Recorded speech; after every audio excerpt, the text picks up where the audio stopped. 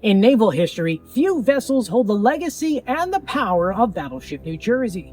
From its inception during World War II through its continued service in modern conflict, this iconic ship has left an indelible mark on the high seas.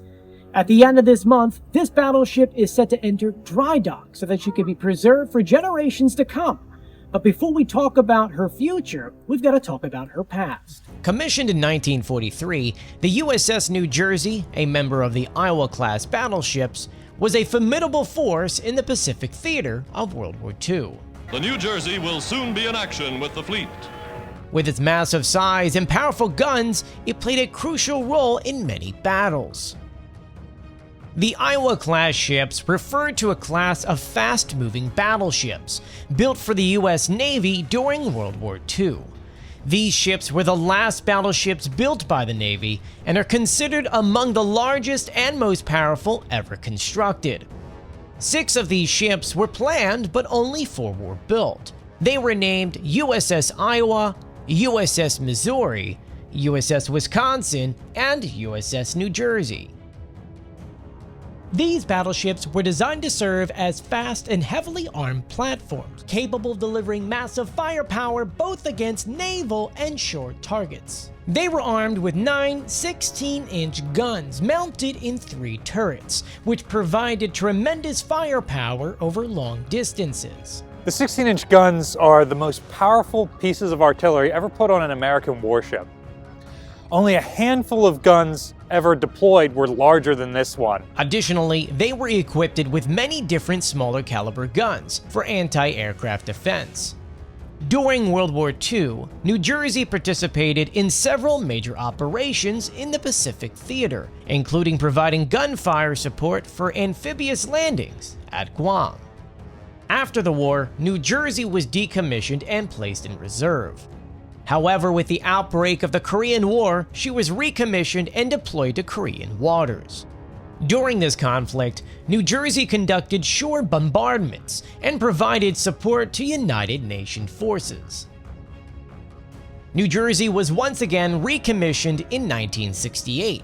This was in response to the escalation of the Vietnam War, and was the only ship in her class to be activated. New Jersey was the first one picked to be reactivated during Vietnam because of the material condition she was in. For whatever reason, when she was decommissioned, they chose to give her a longer yard period than the other ships. But she wasn't the first one that they looked at. They originally looked at USS Wisconsin, which was both moored outboard, so easier to get to, and had been the last one decommissioned, so the most recent one to receive maintenance. She served off the coast of Vietnam, conducting extensive shore bombardments. Not far away along the coast, other units of the U.S. 7th Fleet take careful aim on call from troops fighting ashore and place supporting fire on Viet Cong concentrations. In the 1980s, the Battleship New Jersey underwent a comprehensive modernization, transforming it into one of the most advanced warships of its time. Equipped with cutting-edge technology and weapons, it served as a deterrent during the Cold War. Following the fall of the Soviet Union, significant reductions were made to the defense budget, which included the removal of the battleship from service. When New Jersey was decommissioned in 1991, she was actually put into mothballs again in case she needed to be reactivated. In fact, her crew left notes around the ship for future sailors when she was being reactivated on where they had put things and why they had broken things down the way that they did. The expense of maintaining battleships as part of the active fleet became increasingly impractical, and so New Jersey was decommissioned for the final time on February 8, 1991. She was later struck from the Naval Vessel Register in 1999 and donated to the Homeport Alliance in Camden, New Jersey. But there's something big coming on the horizon. At the end of March, the battleship will be towed down to Delaware and be placed where she was first built to go under preservation work. This will be the first time she's been in dry dock in over 3 decades. Most of the work that will be done at the shipyard is under the waterline, so it's hull renovations and hull refurbishment. So we're replacing about 600 anodes as part of the protection system from zinc to aluminum to help change out the system for fresh water. And that will, again, is our warning system and detection system for corrosion in the ship's hull. On Thursday, March 21st, the ship will be guided by tugboats as it heads south under the Wildwood Bridge. It's going back to dry dock number 3 at the Philadelphia Naval Shipyard. This is where she was built back in 1940. In accordance with the foregoing authority, I now direct the New Jersey be placed in commission. Once at the shipyard, she'll be dry docked for 60 days for the repairs. Preparations have already begun. Biggest thing we've done is we brought a crane to the pier and we've removed the mast of the ship and the wide search radar. That will allow us to traverse under the Walt Whitman Bridge, and even at high tide we're going to clear the bridge just by about 11 feet. So it's still a close fit, and that will allow us to travel underneath into the dry dock. Crews from the ship will be offering dry dock tours, allowing visitors the opportunity to walk underneath her hull. The money raised during these tours will go towards the dry docking project and will help preserve New Jersey for future generations. Being able to see New Jersey in dry dock right now is a once-in-a-lifetime opportunity, definitely a once-in-a-generation opportunity.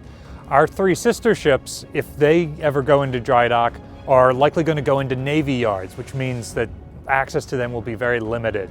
So the fact that we're going to the former Philadelphia Navy Yard, which is now privately run, means that people are going to be able to get much closer to this ship than they ever would before. The work being done isn't just about maintaining a piece of history. It's about honoring the sacrifices made by those who served aboard her. We're guaranteeing that she's going to be here another 30 years at least, and almost certainly longer than that. So we're going to make it over the ship's 100-year birthday. That means that she's going to outlive probably all of the World War II veterans. Upon her return, the Battleship New Jersey will emerge revitalized, ready to continue its legacy.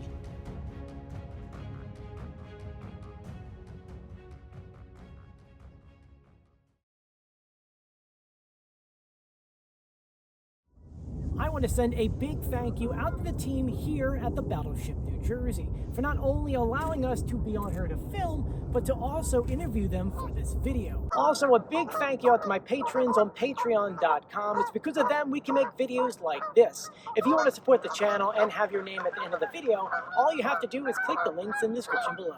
Anyway, I'm Joey Contino here at the Battleship New Jersey. As always, I'll see you on the beach. See you later. Bye.